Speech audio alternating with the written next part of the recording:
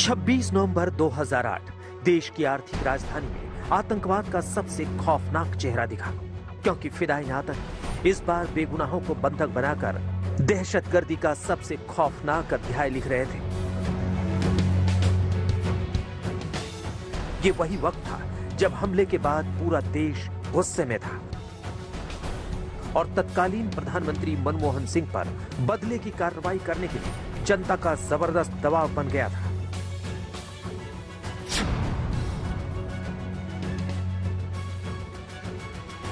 Congress party का जहां तक सवाल है, वो ऐसी बेनामी संपत्ति बन गई है जिसका कि नाम भी संकट के घेरे में आ गया है और काम तो संकट में था ही।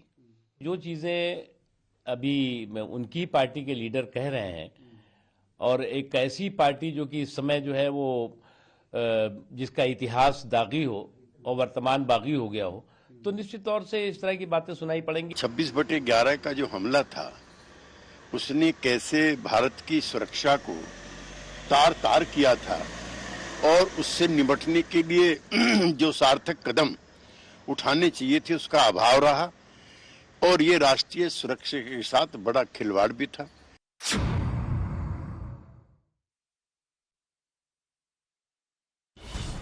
राष्ट्रीय सुरक्षा की नीति को लेकर मनीष तिवारी की किताब भी अपनी ही पार्टी पर गंभीर सवाल उठाती दिख रही है। सवाल यही है कि मोदी सरकार ने सर्जिकल स्ट्राइक से लेकर एयर स्ट्राइक से दुश्मन को जवाब दिया, तो यूपीए सरकार ने अपने वक्त में ऐसा क्यों नहीं किया? रिपोर्ट्स के मुताबिक 26/11 के सिर्फ 24 घंटे के बाद यानी 28 नवंबर को पीएमओ में अहम बैठक रखी गई थी। प्रधानमंत्री मनमोहन सिंह की अध्यक्षता में होने वाली उस बैठक में राष्ट्रीय सुरक्षा सलाहकार एम.के. नारायणन, रक्षा मंत्री ए.के. एंटनी, इंटेलिजेंस ब्यूरो और रिसर्च एंड एनालिसिस विंग के चीफ के अलावा नौसेना और वायुसेना के प्रमुख भी मौजूद थे। सेना अध्यक्ष जनरल दीपक कपूर उस समय दक्षिण अफ्रीका के दौरे पर होने के चलते देश से बाहर थे। उनकी जगह सेना के उपाध्यक्ष लेफ्टिनेंट जनरल मिलन नायडू बैठक में शिरकत कर रहे थे। प्रधानमंत्री ने पाकिस्तान से निपटने के लिए गुप्तचर विभाग के प्रमुखों से उनकी राय मांगी। उस मीटिंग में मौजूद अफसरों का कहना है कि उस समय तक सेना का विकल्प अब भी विचारणीय था। दूसरी मीटिंग 2 दिसंबर को हुई। उस बैठक में कार्रवाई को लेकर कई विकल्प सरकार को सुझाए गए थे। मीटिंग में सुझाए गए विकल्प ऐसे थे जिसकी वजह से भारत और पाकिस्तान के बीच 5वां युद्ध छिड़ सकता था, यानी युद्ध का खतरा हर विकल्प के साथ जुड़ा हुआ था। बड़ी बात यह है कि बदले की कार्रवाई को लेकर सुझाए गए सभी विकल्पों में बस एक ही बात कही गई थी, लश्कर-ए-तैयबा को मजा चखाना। इसी संगठन ने मुंबई हमले की साजिश रची थी। सुझाए गए विकल्पों में विशेष बलों के मिशन, गुप्त हमले, वायुसेना की ओर से आतंकवादियों को ट्रेनिंग देने वाले कैंपों पर हमले के अलावा पाकिस्तान के साथ सीमित दायरे में युद्ध छेड़ना तक शामिल था। सुझाए गए विकल्पों में कई चुनौतियां थी। भारतीय सेना के एक्शन का मतलब था पाकिस्तान की तरफ से होने वाली जवाबी कार्रवाई, और ये कार्रवाई दोनों मुल्कों के बीच युद्ध छेड़ सकती थी। चौंकाने वाली बात यह है कि जवाबी कार्रवाई के लिए भारत के पास प्लान तो था, लेकिन उसके हकीकत में बदलने की क्षमता नहीं थी।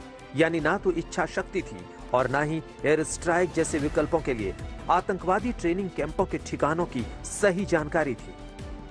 आज मनीष तिवारी की किताब वाले विवाद के बाद डिफेंस एक्सपर्ट इस पूरे मामले को किस नजरिए से देखते हैं, सुनिए।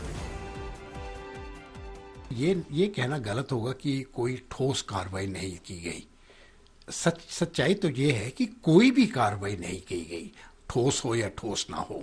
तो कार्रवाई जब होती नहीं है तो ये कहना कि वो कार्रवाई ठोस थी या नहीं थी, वो मैं समझता हूँ वो इस प्रकार से सही नहीं है। बिल्कुल उसी माफिक होना चाहिए था जिस माफिक अमेरिका ने किया 9/11 के बाद में, या जिस माफिक इजराइल करता है, या जिस माफिक मोदी सरकार ने किया पुलवामा के बाद में और उरी के बाद में।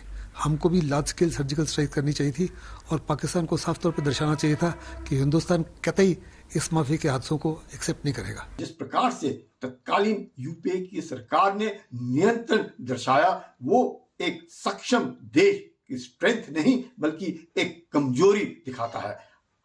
हमने अपनी ताकत दिखाने के जगह अपनी कमजोरी का प्रदर्शन किया।